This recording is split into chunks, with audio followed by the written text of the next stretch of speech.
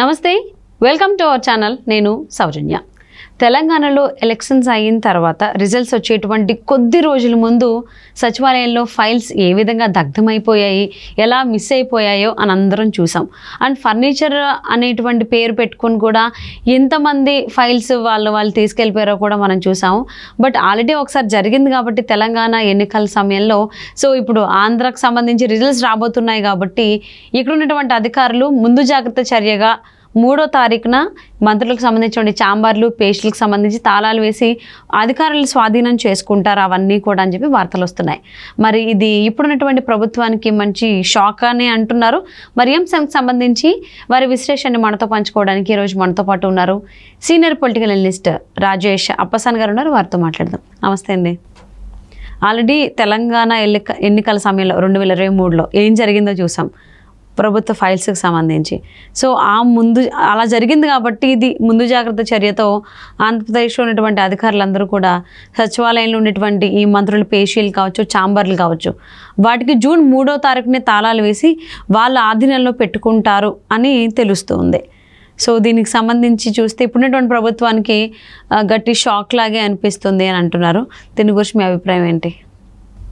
అంటే అధికార మార్పిడి జరగబోతున్న సందర్భంగా ఖచ్చితంగా జగన్మోహన్ రెడ్డి గారి నాయకత్వంలో ఉన్న ప్రభుత్వం అధికారంలో కొనసాగట్లేదు అన్న సంకేతాలు చాలా బలంగా వినిపిస్తున్న నేపథ్యంలో రేపు రోజున ప్రస్తుత ప్రధాన ప్రతిపక్ష నాయకత్వంలో ఉన్న కూటమి ప్రభుత్వాన్ని ఏర్పాటు చేసిన పక్షంలో ఈ ప్రభుత్వంలో జరిగిన కార్యకలాపాలు, లోపాలు, ఏదైనా లోటుపాట్లు, అవినీతి ఇటువంటివి ఏమైనా ఉంటే వాటి మీద విచారణ జరగడానికి ఆస్కారం ఉంటుంది. కాబట్టి అటువంటి ప్రమాదాన్ని నుంచి బయటపడాలి అని అంటే రాబోయే ప్రభుత్వానికి సాక్ష్యాధారాలు లేకుండా చేయాలి. సాక్ష్యాధారాలు లేకుండా చేయాలి అని అంటే ప్రభుత్వంలో ఉండే అధికారిక సమాచారాన్ని మాయం చేయాలి, డాక్యుమెంట్ ఎవిడెన్స్ లేకుండా చేయాలి. ఆ చెయ్యటంలో భాగంగానే రీసెంట్గా ఈ ఆఫీస్ అప్గ్రేడేషన్ అనేది ఒక ప్రయత్నం మొదలుపెట్టారు. అవును, అంటే మే 17వ తారీఖు నుంచి మే 24వ తారీఖు వరకు ఆంధ్రప్రదేశ్ రాష్ట్ర ప్రభుత్వానికి సంబంధించిన అధికారిక అంటే ఫైల్స్ అన్నీ స్టోర్ అయ్యి ఉండే ఈ ఆఫీసు పోర్టల్ని మేము షట్ డౌన్ చేస్తున్నాం. దాన్ని అప్గ్రేడేషన్ చేయడం కోసం, మెయింటెనెన్స్ కోసం, సాఫ్ట్వేర్ అప్గ్రేడేషన్ కోసం మేము ప్రాసెస్ బిగిన్ చేస్తున్నామని చెప్పని ఒక ప్రకటన విడుదలైంది. ఈ విడుదలైన నేపథ్యంలోనే ప్రధాన ప్రతిపక్షం ఇది చూసి అలర్ట్ అయింది. అంటే ఈ ప్రయత్నం ద్వారా ప్రభుత్వంలో ఇప్పటి వరకు ఉన్న అధికారిక కార్యకలాపాలకు సంబంధించిన నోట్ ఫైల్స్ మొత్తానికి సంబంధించిన సమాచారాన్ని మాయం చేసే ప్రయత్నం జరుగుద్దేమో. ఎందుకంటే ఖచ్చితంగా ఈ ప్రభుత్వంలో చాలా లోటుపాట్లు ఉన్నాయి. అస్మదీలకి కేటాయింపులకు సంబంధించి, అట్లాగే అవ్యాజమైన ప్రేమ కనపరిచి కొంతమందికి ఆయాచిత లబ్ధి చేకూర్చిన అంశాలకు సంబంధించి, ఆర్థిక విధానాల్లో అవకతవకల గురించి, ఆర్థిక విధానాల్లో అసమానతల గురించి, ఇట్లా చాలా అంశాలు లోటుపాట్లు ఉన్నాయి. కొంతమందికి భూ కేటాయింపులు కానీ, వాళ్ళకి అంటే సిఎఫ్ఎంఎస్లో ఫిఫో అంటారు, ఫస్ట్ ఇన్ ఫస్ట్ అవుట్. అంటే నీకు ఏదైనా ఒక ప్రభుత్వంతో ఒక కాంట్రాక్ట్ చేసావు, ఆ కాంట్రాక్ట్ చేసిన దాన్ని ఆ కన్సర్న్ ఇంజనీరింగ్ డిపార్ట్మెంట్ దాన్ని ధృవీకరించి ఎంబుక్ రికార్డు చేశారు. బిల్లు శాంక్షన్ చేయాలి. శాంక్షన్ చేయడం కోసం సిఎఫ్ఎంఎస్ అని ఉంటుంది. సిఎఫ్ఎంఎస్ అంటే ప్రభుత్వ అధికారిక ఫైనాన్షియల్ మేనేజ్మెంట్కి సంబంధించిన సర్వర్. అది దాంట్లో అప్లోడ్ చేస్తారు. నీ బిల్లు నీ గవర్నమెంట్ నుంచి రావాలి, గవర్నమెంట్ నీకు లైబుల్. దాన్ని ఆ సిఎఫ్ఎంఎస్లో అప్లోడ్ చేస్తారు. అప్లోడ్ చేసినప్పుడు ఏంటంటే గవర్నమెంట్లో ఫండ్స్ అవైలబిలిటీని బట్టి ఆటోమేటిక్గా ఈ ఫస్ట్ ఇన్ ఫస్ట్ అవుట్ ఎవరెవరి అయితే ప్రయారిటీ లిస్ట్లో ఫస్ట్గా ఎవరిది సర్వర్లో అప్లోడ్ అయింది వాళ్ళకి ఆటోమేటిక్గా పేమెంట్ వెళ్ళిపోవాలి. అర్థమైందా నేను చెప్పింది? ఈ రోజు నువ్వు చేసిన కాంట్రాక్టు తాలూకా అది ఇంజనీరింగ్ డిపార్ట్మెంట్ ధృవీకరించి నీ బిల్లు ఈ రోజు అప్లోడ్ చేశారు, నాది ఎల్లుడి చేశారు, ఫండ్స్ అవైలబిలిటీలోకి వచ్చినాయి. ఫస్ట్ నీకు శాంక్షన్ అవ్వాలి, తర్వాత నన్ను పరిగణలోకి తీసుకోవాలి. ఎందుకంటే అధికారికంగా సర్వర్లో ఫస్ట్ నీది అప్లోడ్ అయింది. FIFO first in first out priority ప్రకారం ఆటోమేటిక్గా జరిగిపోవాలి. అది ఓకే. కానీ వీళ్ళు ఏం చేశారు, ఈ ప్రయారిటీ లిస్ట్ ఫాలో కాకుండా సెలెక్టివ్గా వీళ్ళకి సంబంధించిన మనుషులు ఎవరైతే ఉన్నారో వాళ్ళకి బిల్స్ ఇచ్చుకుంటా అసలు సిసలు బాధితులుగా మిగిలిపోయిన వాళ్ళు ఉన్నారు. పనులు చేసి గవర్నమెంట్ తోటి చిన్న చిన్న కాంట్రాక్టర్లు వీళ్ళందరూ, వాళ్ళందరికీ బిల్లులు చెల్లించకుండా పెద్ద పెద్ద వాళ్ళు జగన్మోహన్ రెడ్డి గారికి, ఆ పార్టీకి, ప్రభుత్వానికి బాగా ఆంతరంగికులుకున్న వాళ్ళు పెద్ద కాంట్రాక్టర్లకు ముందు చెల్లించేశారు. తర్వాత డబ్బులు లేవు. బొత్స సత్యనారాయణ గారిది గతంలో ఒక డైలాగ్ ఉండేది, వోక్స్ వ్యాగన్కి సంబంధించి వశిష్ట అని చెప్పని ఒక ఎస్పీవి క్రియేట్ చేసి ఆ రాజశేఖర రెడ్డి గారి గవర్నమెంట్ టైంలో 11 కోట్ల రూపాయలు స్టేట్ గవర్నమెంట్ డబ్బులు ఆ వశిష్ట కంపెనీకి పెట్టేశారు. ఆ తర్వాత కంపెనీ బోర్డు తిప్పేసింది, డబ్బులు పోయినాయి ఏడ్చేస్తాం అన్నాడు ఆయన. రాష్ట్ర ప్రభుత్వ డబ్బులు ఈయన బాధ్యత రాయించిన తోటి, అందుకని ఆయన్ని ఇండస్ట్రీ మినిస్టర్ నుంచి పీకేసి మార్కెటింగ్ మినిస్టర్ చేశారు. అట్లాగే ఇప్పుడు కూడా ఏం చేస్తున్నారు, కాంట్రాక్టర్లకు ఇచ్చేశారు, ఇంకా గవర్నమెంట్ దగ్గర డబ్బులు లేవు కోడ్ వచ్చేసింది, ఇప్పుడు ఏం చేయలేమన్నారు.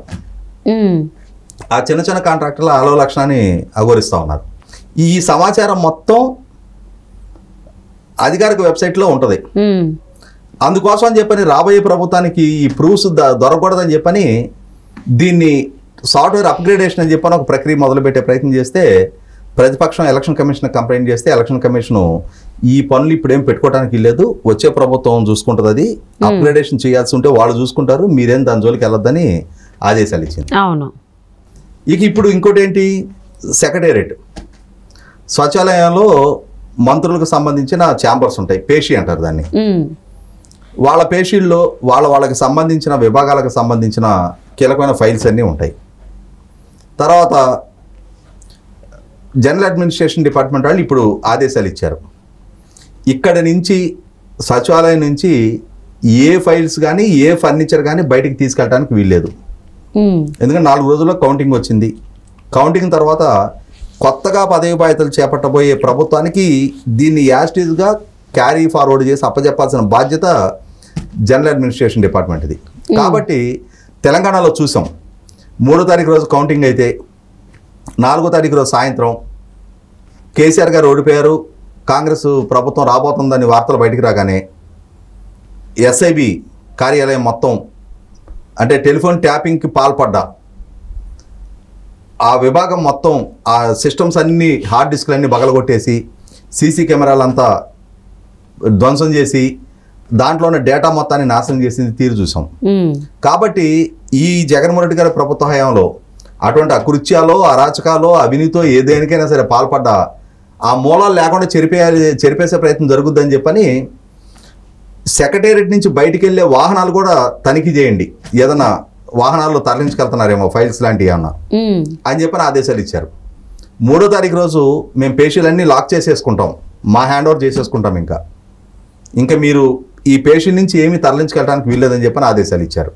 ఎందుకంటే ఇక్కడ మొన్న రీసెంట్గా ఈ రఘురామరెడ్డి గారు అని చెప్పని చంద్రబాబు నాయుడు గారిని అరెస్ట్ చేసిన డిఐజీ ఉన్నాడు, సిట్టు ఇన్ఛార్జి. ఆయన నాయకత్వంలో సిట్ కార్యాలయంలో చంద్రబాబు నాయుడు గారి మీద నమోదు చేసిన ఇన్నర్ రింగ్ రోడ్డు కేసు తాలూకా సాక్ష్యాధారాలకు సంబంధించి ఆ డాక్యుమెంట్స్ మొత్తం గుట్టలుగా పోసి తగలబెట్టిన తీరు చూసాం మనం. అప్పటికే తెలుగుదేశం పార్టీ చాలా అనుమానాలు వ్యక్తం చేస్తూ ఉంది, మా మీద ఫ్యాబ్రికేటెడ్ కేసులు నమోదు చేశారు, వాళ్ళ దగ్గర డాక్యుమెంట్ ఎవిడెన్స్ లేకుండానే ఒక ఆర్కిస్ట్రేటెడ్ కథనాలతోటి కేసులు నమోదు చేశారని చెప్పని వాదిస్తూ ఉన్నారు. ఇప్పుడు అధికార మార్పిడి జరిగితే ఇవన్నీ విచారణకు వస్తాయి కదా, ఏమేమి డాక్యుమెంట్ ఎవిడెన్స్ పెట్టావు బయటికి తీయమనంటే ఇవన్నీ ఫ్యాబ్రికేటెడ్ డాక్యుమెంట్స్ కదా అని చెప్పని క్వశ్చన్ చేస్తే అందుకోసం అని చెప్పని ఆ సాక్ష్యాధారాలు చెరిపేయడం కోసం అని చెప్పని దాంట్లో చూసాం మనం. హెరిటేజ్కి సంబంధించిన ప్రస్తావన కూడా డాక్యుమెంట్స్లో కనిపిస్తూ ఉంది, తగలబడుతున్న వాటిని జూమ్ చేస్తే మనకి. అంటే వీళ్ళు కొన్ని పరిధి దాటి ఇప్పుడు యాక్చువల్గా భువనేశ్వర్ గారికి సంబంధించిన ఇన్కమ్ ట్యాక్స్ రిటర్న్స్, బ్రాహ్మణికి సంబంధించిన ఇన్కమ్ ట్యాక్స్ రిటర్న్స్, అంటే వాళ్ళ అనుమతి లేకుండా వాళ్ళకి సంబంధించిన ఇన్కమ్ ట్యాక్స్ రిటర్న్స్ తెప్పించగలిగారు అని అంటే అది బైపాస్ చేసి షార్ట్ కట్లో తెప్పించారు. ఇవన్నీ రేపు రాబోయే ప్రభుత్వం విచారణ చేసి మీరు ఏ విధంగా తెప్పించగలిగారు, వ్యక్తులకు సంబంధించిన గోప్యతను భంగం కలిగించే విధంగా వాళ్ళకి సంబంధించిన వ్యక్తిగత సమాచారం మీరు ఎట్లా తెప్పించగలిగారు, మీరు పరిదాటి ప్రవర్తించారు కదా అని చెప్పని క్వశ్చన్ చేస్తే రేపు వాళ్ళు అకౌంటబుల్ అవుతారు. అవును. అందుకోసం అని చెప్పని ఆ డాక్యుమెంట్స్ మొత్తం తగలబెట్టించారు మన గుట్లగా పోసి. ఇది కనిపెట్టి వీళ్ళు ఎలక్షన్ కమిషన్కి ఫిర్యాదు చేసిన మీదట ఇప్పుడు ఎలక్షన్ కమిషన్ ఆదేశాలతోటే ఈ జనరల్ అడ్మినిస్ట్రేషన్ డిపార్ట్మెంట్ వాళ్ళు ఈ బొక్కలన్నీ ఎక్కడ వీళ్ళు కప్పిపెట్టే ప్రయత్నం చేస్తారో అని చెప్పని సెక్రటేరియట్కి తాళాలు వేయడానికి డిసైడ్ అయ్యారు. ఏదేమైనా సరే నాకు తెలిసి అయితే ఏంటంటే చాలా వరకు ఇప్పటికే తరలించేసి ఉంటారు. ఎందుకంటే ప్రమాద గంటికలు మోగుతున్నాయి. రేపటి రోజున పరిస్థితులు ప్రతికూలిస్తే గత ప్రభుత్వ హయాంలో చేసిన తప్పులు మొత్తానికి విచారణ సంస్థల ముందు నిలబడి సమాధానాలు సంజాషులు ఇచ్చుకోవాల్సి వస్తుంది. ఎందుకు వచ్చిన గొడవలు అని చెప్పని ముందుగానే తరలించే ప్రయత్నం చేసే ఉండొచ్చు కొంతవరకు. ఇంకేదైనా మిగిలిన సాక్ష్యాధారాలు ఉంటే మాత్రం కనీసం ఇప్పటి నుంచైనా ప్రొటెక్ట్ అవ్వడానికి ఆస్కారం ఉంది. ఎందుకంటే రాజశేఖర రెడ్డి గారు ముఖ్యమంత్రిగా ఉన్న రోజుల్లో 2009 ఎలక్షన్ సందర్భంగా ఆ రోజు ఆయనకి ప్రతిపక్షాల నుంచి చాలా పెను సవాల్ ఎదురైంది. తెలుగుదేశం, టీఆర్ఎస్, కమ్యూనిస్ట్ పార్టీలు కలిపి మహాకూటమిగా పోటీ చేస్తున్నాయి. ప్రజారాజ్యం తరఫున చిరంజీవి గారు ఆయన పోటీ చేస్తా ఉన్నాడు. ఆ ఎన్నికల్లో రాజశేఖర రెడ్డి గారు చాలా గట్టి పోటీ ఎదుర్కొంటున్నారని చెప్పిన సమాచారం ఉంది. ఆ సందర్భంలో కూడా ఇట్లాగే ఎన్నికలకు ముందు ఉమ్మడి రాష్ట్ర సచివాలయంలో ఒక విభాగానికి సంబంధించిన కీలక ఫైల్స్ మొత్తం తగలబడిపోయినాయి. అవి తగలబెట్టబడ్డాయా అనేది ఏ సాక్ష్యాధారాలు చెరిపేయడానికి ప్రయత్నం జరిగిందనేది పై అడిగి తెలియాల. కానీ ఫైర్ యాక్సిడెంట్ అయితే జరిగింది, కీలక ఫైల్స్ అయితే తగలబడిపోయినాయి, ఆ సాక్ష్యాధారాలు కనుమరుగైనాయి. సో తెలంగాణ సచివాలయంలో కావచ్చు, అంటే గవర్నమెంట్కి సంబంధించిన ఆఫీసెస్లో కూడా సేమ్ అలానే జరిగింది. ఫైర్ యాక్సిడెంట్ అని అన్నారు, కొంతమంది ఫర్నిచర్ అని చెప్పేసి ఫైల్స్ తీసుకెళ్లారు, కొన్ని మిస్ అయిపోయినాయి అని కూడా ఫైల్స్లో ఉన్నాయి. మరి ఏపీలో ఇది మళ్ళీ రిపీట్ కావద్దని చెప్పేసి 3వ తారీఖే అధికారులు ఈ మంత్రులకు సంబంధించిన పేషీలు, ఛాంబర్లు స్వాధీనం చేసుకుంటాను అన్నారు. స్వాధీనం లాక్ చేసుకోవడం 3వ తారీఖు చేసుకుంటారు. నిన్నటి నుంచే బయటకు తరలించడానికి వీల్లేదని చెప్పని ప్రొసీడింగ్స్ ఇచ్చేసారు నిన్నటి నుంచి. ఓకే, ఏ ఫైల్స్ బయటకు రావద్దు అని. మరి ఫర్నిచర్ కూడా తీసుకెళ్ళడానికి వీల్లేదు, ఫర్నిచర్ కూడా. సో మరి స్వాధీనం 3 అయితే ఈ లోపు నుంచి అంటే May 31 నుంచి ఎటువంటి ఫైల్స్ కూడా బయటకు రావద్దు అని చెప్పేసి ఆదేశాలు జారీ చేశారు. మరి ఆ రకంగా అక్కడ జరుగుతుందా, లేకపోతే వెనక నుంచి ఏమన్నా ఈ ఏవైతే అవినీతికి సంబంధించిన ఫైల్స్ మరి తరలిస్తున్నారో ఏంటనేది తెలీదు. ఇంకా చూడాలి ఏం జరుగుతుంది ఏంటనేది. Thank you so much Rajesh గారు.